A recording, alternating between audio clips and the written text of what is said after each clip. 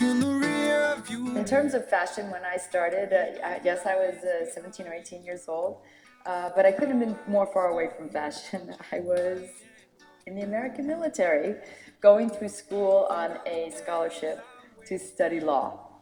And I think the only magazine I had ever even seen or read was Cosmo. On a trip to Florida, my father brought it for my mother. My mother was like, I'm not reading that. And she dropped it on the chair. And if my mother wasn't going to read it, I was going to. So literally, when I went into the agency, they asked me, what covers do you want to be on? And being as ignorant as I was about fashion, I said, well, Cosmo, it's the only cover I know. So when I got my Cosmo cover, I was very happy. But when I got my Vogue cover, I was over the moon. The raw food diet started out completely as something of vanity. I was the name on a project in the Amazon, and they sent me home not in good condition. And they said I couldn't shoot because I wasn't in bathing suit condition. And that, for a model, is the kiss of death.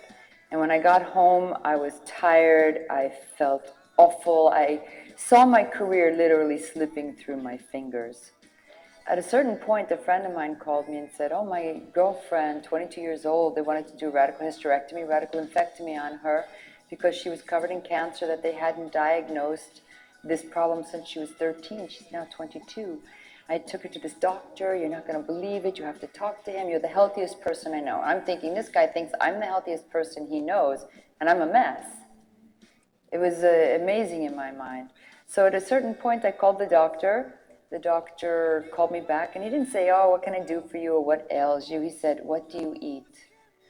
So I told him what I ate on a normal day, and he said to me, you probably have this, and this, my top 6. My hit list of my top 6 problems, sinus problems, weight gain, stomach acid. I mean, you know, not every day. I wasn't a chronic mess, but it was continuing throughout my life and getting worse. And I was thinking, if this is me at 34, what am I going to be like at 50? That was my major concern, keeping my career. So he said to me, just, eat some raw food and you'll be okay. And I didn't have any idea what raw food was. And when he told me what to eat and how much I could eat over that weekend before I went to see him, I was in shock. I thought, if I eat all that, I'm going to be as big as a house. And in fact, I lost 8 kilos in the first week I was doing this. But I had more energy and I felt amazing. In the raw food world, everything was completely the reverse. I always think about when they say that, fat women are happy. And I used to think, yeah, they're happy because they can eat. I'm miserable and skinny and I can't eat because I have to stay skinny. And now I stay like this and I eat whatever I want as long as it's prepared the proper way. And I wrote my first book, which became a bestseller in 2 weeks.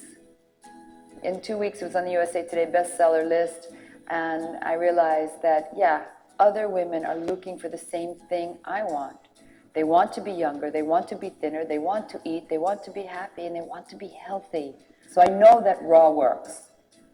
I'm a walking billboard for it. I know that it works. Playboy had been asking me for 25 years, ever since Hugh Hefner said I was the most beautiful woman in the world. They had wanted me to do Playboy, but it was not interesting to me. They had so many models doing Playboy, and it was just not really very interesting. But at this moment, when I was 48, turning 49, and it wasn't about being sexy, it was about talking about women's health. This was about something bigger than me. I thought Playboy would be the perfect place to do that. Because it's very easy to be sexy and beautiful and gorgeous at 20. At 49, it's an effort to be sexy and beautiful. It's a true effort. And any woman who gets to be 49 or 50 who tells you, oh, it's so easy to be beautiful and thin and look good and anti-age, it's the hardest thing ever. That's what I want to give to other women. I want to give them the miracle of what raw is. So when I made the decision to do Playboy, I said, please do not tell me how much they're offering, because I don't want this to be about money. This can't be a monetary economic. This has to be a bigger issue, a moral issue. For me, this is about health. You need to look beautiful in your own eyes to have confidence and to get along in this life. You need it.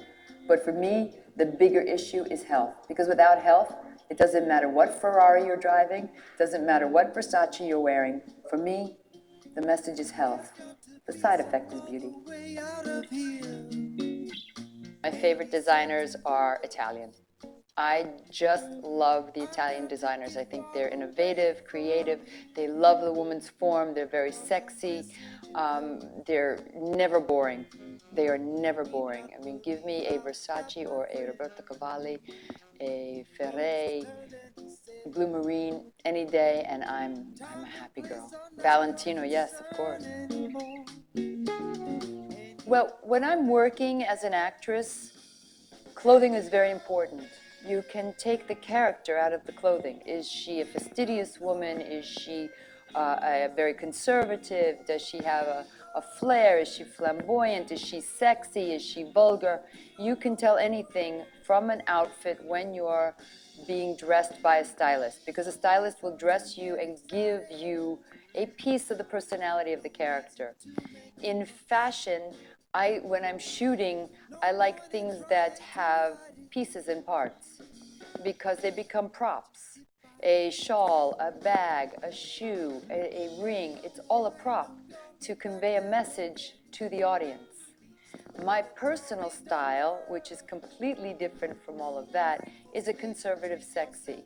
And I don't like complicated clothes in terms of this layer and that jacket and this short and that is long and this is on a bias and this is over here cut, to show that. I'm very straightforward when it comes to clothing. Clothing for me is very functional because I go from studio to studio. I go from set to set. So my personal style is very uncomplicated. As I was driving along late one night, my tired eyes on the rain, I thought I saw him standing in the road. So I called out his name.